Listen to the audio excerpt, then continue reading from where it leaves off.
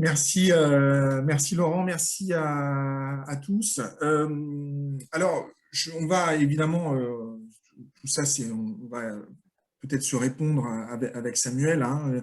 Quand on a évoqué le sujet avec Samuel, on l'a conçu ainsi, c'est-à-dire que moi, je vais faire une petite intervention, on va dire, de wording et de cadre, si on fait un parallèle avec l'économie macro, et pour déjà initier un peu les opportunités, et pour justement démystifier et déproblématiser. Tu as parlé de problématiques, mais en fait, le sujet a vocation à être démystifié pour en fait offrir des opportunités.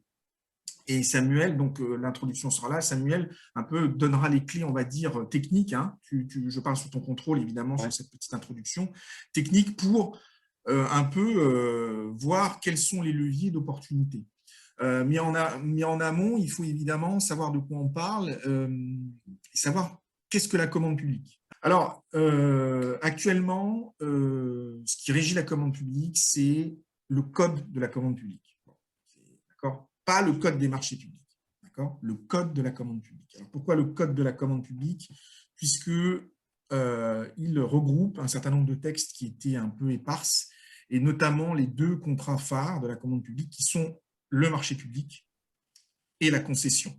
Alors, le code de la commande publique est entré en vigueur le 1er avril 2019. D'accord ? Il découle d'une ordonnance et d'un décret, d'accord, de 2018. Sur la définition, premier élément, hein, une définition organique, et pour un peu bien préciser les choses, évidemment, l'ensemble des personnes publiques ont vocation à passer des marchés publics ou des concessions. On se concentrera quand même sur les marchés parce que les concessions, c'est un peu particulier. Mais personnes publiques, c'est l'État, les collectivités territoriales, leurs établissements publics, etc. Bon, c'est assez large. Donc ça, elles sont qualifiées, vous verrez, ce qu'on appelle les pouvoirs adjudicateurs. D'accord ?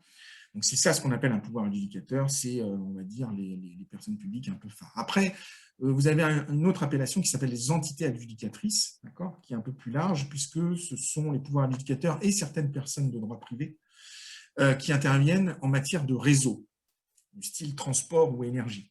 D'accord ?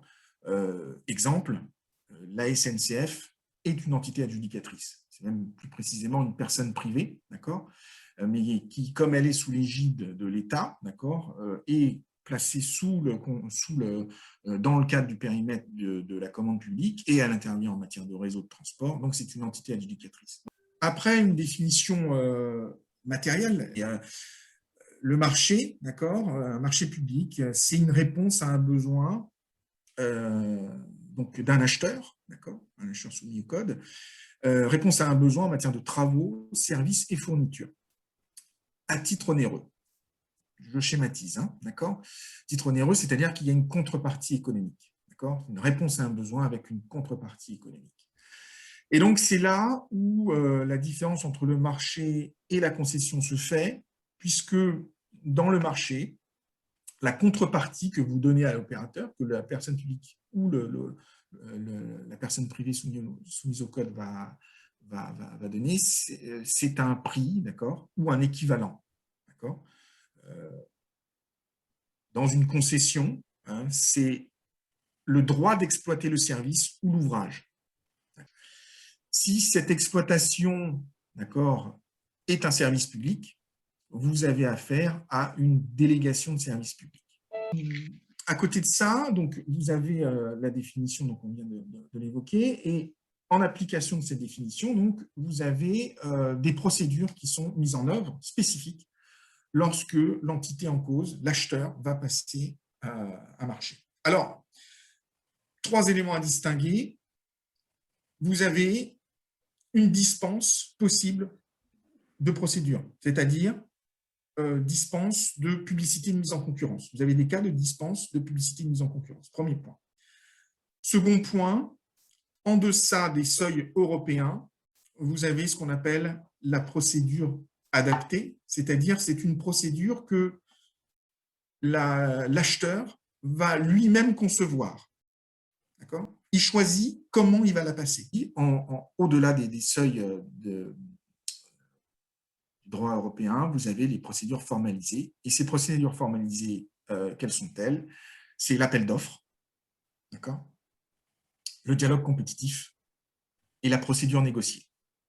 Alors, en matière de fourniture et de services, pour l'État, c'est 139 000 €, d'accord, et pour les collectivités territoriales et autres, d'accord, alors je schématise parce qu'il y a d'autres personnes publiques, mais c'est 214 000 €, d'accord. Pour les travaux, c'est 5 350 000. Dans quel cas je me trouve dans l'appel d'offres, dans quel cas je me trouve dans la procédure négociée, dans quel cas je me trouve dans la procédure compétitive. C'est quel type de contrat, enfin, quel type C'est pas le type de contrat, c'est l'objet en fait. Alors, c'est pour ça, attends, j'allais te donner l'exemple justement.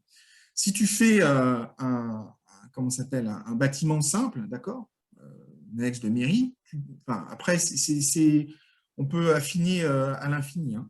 Si tu fais un bâtiment simple, une mairie, bon, ben voilà, là, si tu passes sur un appel d'offres, c'est pas compliqué, quoi, d'accord. En revanche, je donne un exemple, tu as un besoin, d'accord, et tu ne sais pas comment y répondre, d'accord, tu ne connais pas la meilleure façon d'y répondre. Alors, si on est dans le domaine du bâtiment, un exemple, ton besoin, par exemple, tu es une autorité publique, tu veux faire en sorte que les gens puissent traverser un fleuve. D'accord. Bon, là, alors, c'est un exemple de la commission, hein, c'est pas de moi, mais tu ne sais pas, d'accord, si le mieux, ça va être un tunnel ou un pont. Donc, voilà, donc là, tu sais comment donner des spécifications techniques pour un pont, tu sais pour donner les spécifications techniques pour un tunnel, mais dans ton cas, tu as encore des doutes, mais ton besoin il est fixé, etc. Ben là, par exemple, tu peux passer en dialogue compétitif, c'est-à-dire que tu vas discuter avec les candidats pour faire ressortir la solution qui serait la plus optimale à ton besoin. Voilà, alors ce qu'il faut retenir, c'est que l'appel d'offres, c'est un peu la procédure reine, c'est la procédure phare, hein, c'est celle qui n'est pas de négociation. Hein. Le reste, le dialogue compétitif et le négocier, ça reste des procédures un petit peu, on va dire, pas exceptionnelles, parce que le terme est impropre, mais qui sont quand même conditionnés dans leur recours.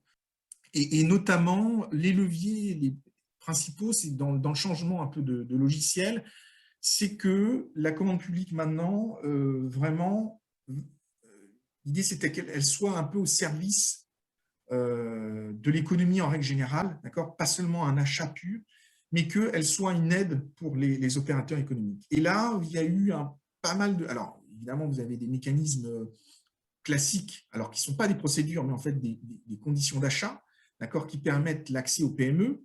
Et les obligations d'allotir, par exemple, ça permet l'accès aux PME. Dans les dispenses de publicité de mise en concurrence, maintenant, vous avez tout plein de nouveaux dispositifs, d'accord, qui ont été mis en place, notamment une dispense de mise en concurrence pour les denrées alimentaires en deçà de 100 000 €, une dispense générale de mise en concurrence pour tous les marchés en deçà de 40 000 €, pour les travaux en deçà de 100 000. Donc, et tout ça, pardon ? Quand tu dis dispense de mise en concurrence, c'est que tu peux passer un marché de gré à gré. Exactement. Et donc, l'idée, je pense, c'est pour, au niveau des clubs d'entreprise, etc., hein, à partir du moment où on n'est pas une grosse boîte, etc., c'est de s'intéresser à la commande publique, de s'intéresser aussi à ce qui en découle, c'est-à-dire les possibilités de sous-traitance. Ça existe aussi beaucoup. Hein, beaucoup de PME accèdent à la commande publique via la sous-traitance, d'accord. Et puis surtout de s'intéresser, on va dire, aux gisements qui existent. Et il y a les clés. Hein.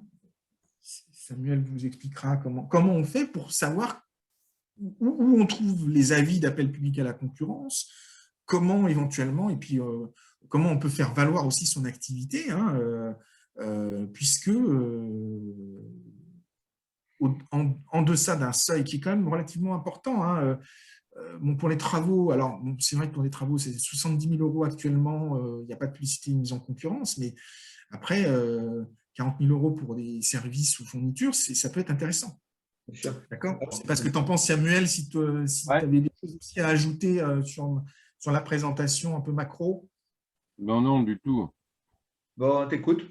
Non, Du coup, mais comme disait Laurent, c'est vrai qu'en dessous de certains seuils, donc les marchés, il n'y a pas de publication. Et donc là, c'est très intéressant pour les sociétés qui veulent répondre d'aller rencontrer les acheteurs hors période de marché. S'il y a un marché dans le même domaine, bon, c'est pas une bonne idée. Mais c'est intéressant, par exemple, d'aller rencontrer les services techniques des mairies, les services communication, ça dépend dans quelle activité on est. Mais c'est très intéressant de se faire connaître auprès des acheteurs avec qui on veut travailler. Il y a également, donc maintenant tout est dématérialisé. Ce sont plusieurs plateformes qui publient les marchés. Et sur certaines plateformes, on peut donc s'enregistrer, décrire son activité, décrire sa société. Et on peut ainsi être contacté directement par les acheteurs.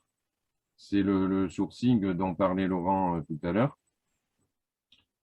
Mais mis à part ça, donc quand les marchés sont publiés, selon les montants, ils peuvent être publiés, par exemple, dans la presse quotidienne régionale, Sud-Ouest, Ouest-France, etc. Ils peuvent être publiés sur des plateformes uniquement. Ils peuvent être publiés au BOMP, c'est le bulletin officiel des annonces des marchés publics, le journal officiel français. Ils peuvent être publiés pour les très gros marchés au JOU, c'est le journal officiel de l'Union européenne. Et donc là, on parlait des vaccins tout à l'heure. Il y a des appels d'offres en ce moment pour fourniture de vaccins. Donc il y a des marchés voilà, avec des montants à plusieurs millions d'euros. Et après, mais vous avez aussi des plus petits marchés.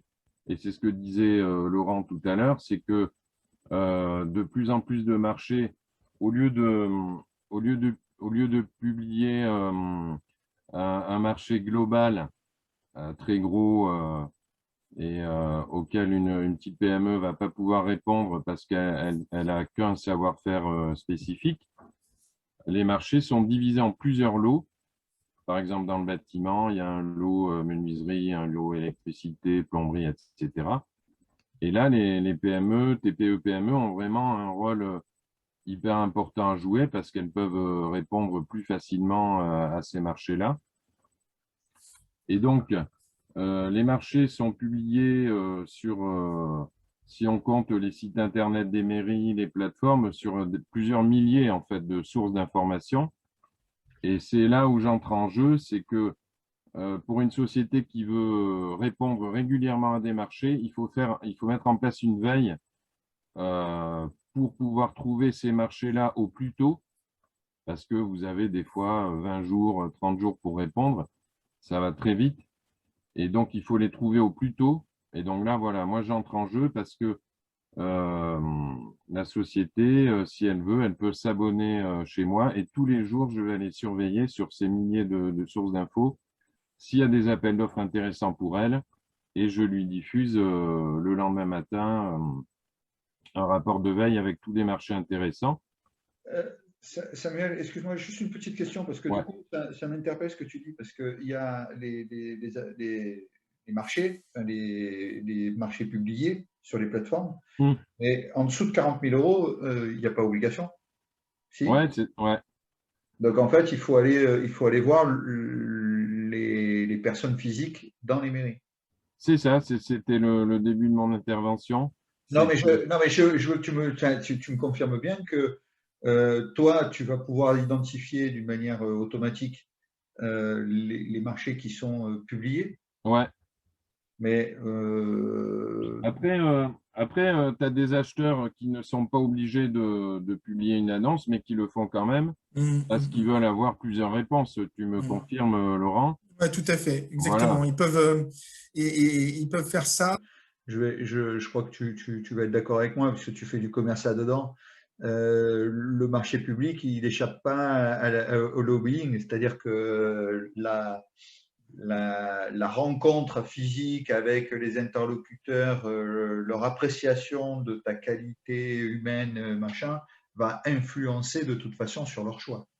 Voilà, je vais vous donner un contre-exemple, c'est que au mois de mars, là, j'ai accompagné une boîte de clim, 2 associés, 2 secrétaires, 3 poseurs, à peu près 1 500 000 € de chiffre d'affaires, 5 ans d'existence.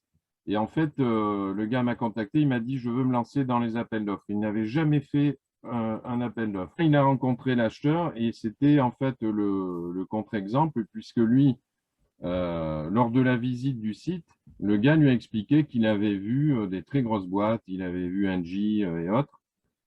Et en gros, il lui a dit, j'ai pas envie de travailler avec des grosses boîtes comme ça, je veux une boîte de proximité, réactive.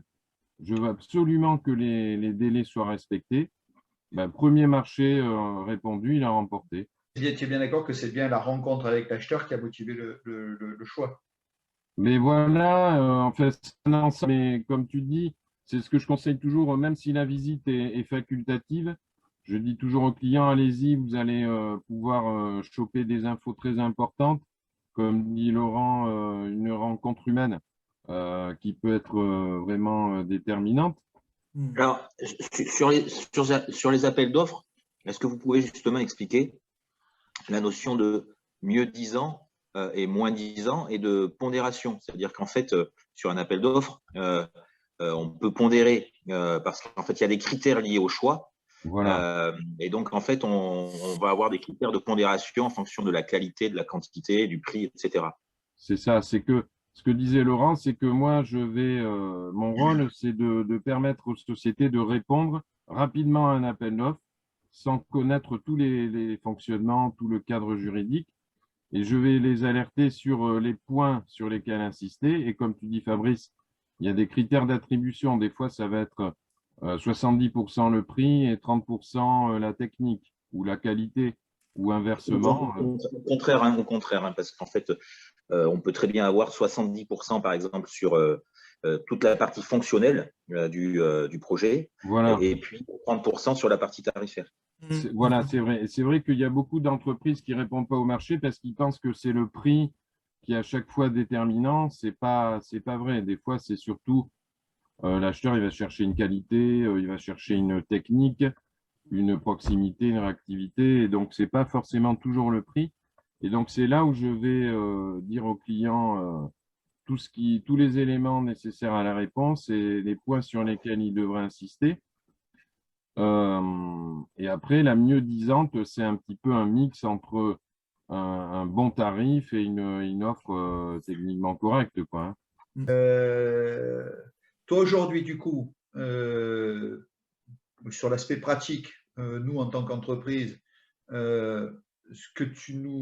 finalement, quels seraient les conseils que tu nous donnerais pour agir sur le marché public?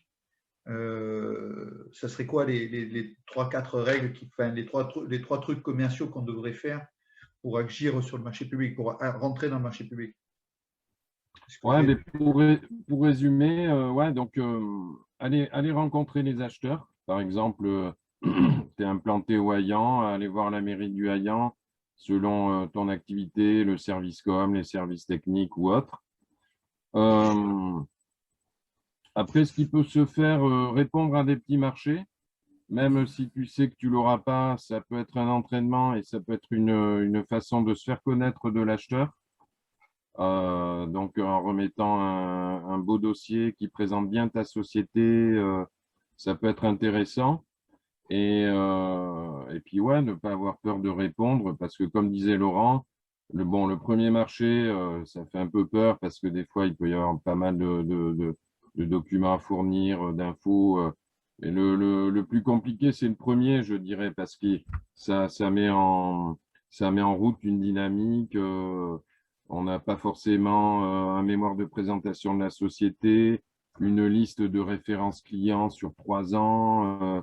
Voilà, les boîtes ont peut-être pas tout ça, mais une fois que c'est mis en forme, ça peut se réutiliser très facilement. Et donc, ne pas hésiter à regarder parce qu'il y a énormément de besoins. Là, Ça, si c'est je ton métier, regarde, ça, il y a ça, pas loin de, il y a 41 000 marchés à peu près en France, là, à l'heure où on parle. ouais, juste Samuel, Euh, c'est ton métier de mettre en forme, en fait, finalement, ces types de documents. Ouais, mon métier, c'est de mettre en forme ça et je peux le faire vraiment rapidement, quoi. Il y a des boîtes qui me contactent des fois pour des réponses en un jour ou deux, je le fais. D'accord, ouais, donc c'est ça.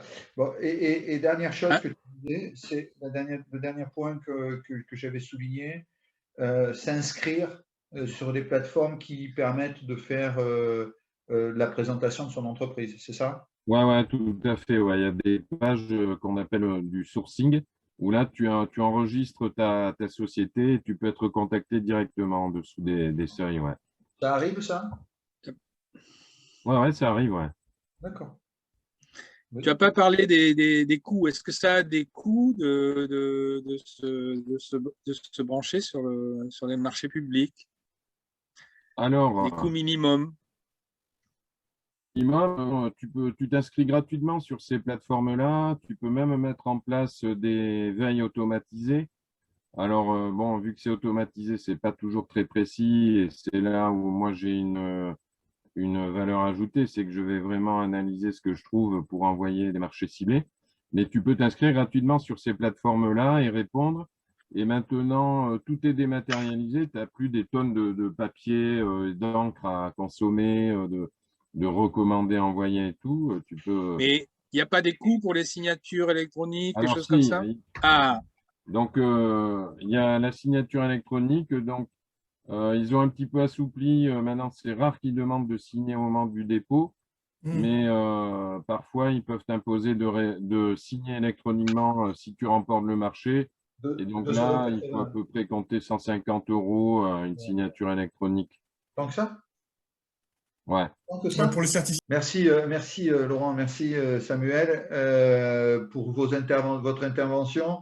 C'est sûr que la commande publique est un sujet qui demande parfois, on pourrait en parler pendant des heures, parce que c'est justement un débat, c'est un débat public presque, j'ai envie de dire, c'est clair.